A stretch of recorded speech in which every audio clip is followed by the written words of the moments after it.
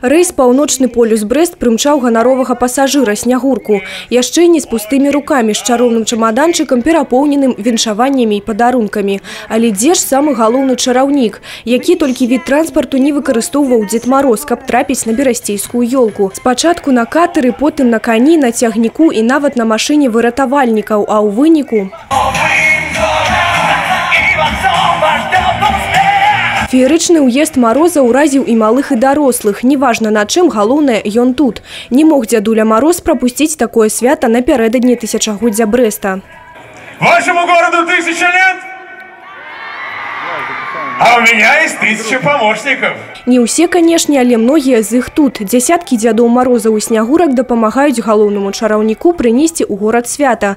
Акрамя казачных персанажаў, святочны настрой падтрымліваюць творчыя калектывы і артысты абласнога цэнтра. Кіраўнік горада Александр Рагачук віншуе брашчан і дае старт навагодняму цуду. С каждым годом мы становимся ярче. С каждым годом наш город все более узнаваем в мире. Наш город уверенно движется вперед, и я уверен после сегодняшнего дождя, что 2019 год будет годом счастливым для нашего города. Как с вами просто, оказывается, волшебство-то делать. Мы заложили фундамент нашего тысячелетия в уходящем году. И мы достойны обещания вот этого замечательного праздника, вот этого замечательного антуража.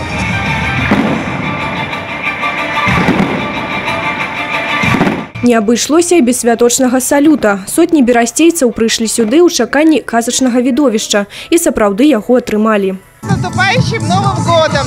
Пусть новый 2019 год будет ярким, замечательным и праздничным в жизни нашего замечательного города Бреста. Всех с Новым годом! Акрамя плошчы Леніна, навагодні настрой ахапіў і галоўную пешаходную вуліцу горада. Святочнай калонай пад кіраўніцтвам Дзеда Мароза тут прайшлі Санта-Клаусы.